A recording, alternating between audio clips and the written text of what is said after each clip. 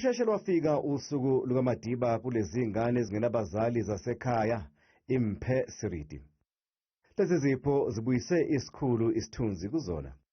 Phakathi kweimpahla eyinikelwe ngabagibeli bezithuthuthu kukhona amathoyizi, impahla zokugqoka, ezokudlala ibhola, amabhola angu-25, ihlalo ezingu-20 kanye namatafula angu-10, izinto zenhlanzeko, ukudla okungabiza-ke u-20,000 wamarandi, imjikelo, kanti-ke sivuke ngesidlo sasekuseni ebesilungiselwe-ke ngabagibeli bezithuthuthu okukhona kubona ngisho nomama.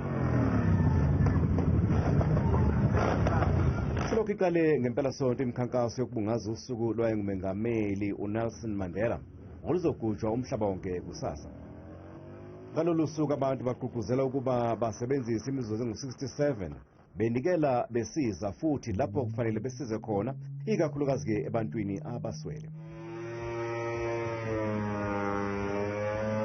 Lo mkhankaso ugqugquzelwe ngu-Alfred King Donut Matamela ofundisa ukugibela izithuthuthu nodume kakhulu ngemgilingwane yey'dudla ayenza ngesithuthuthu.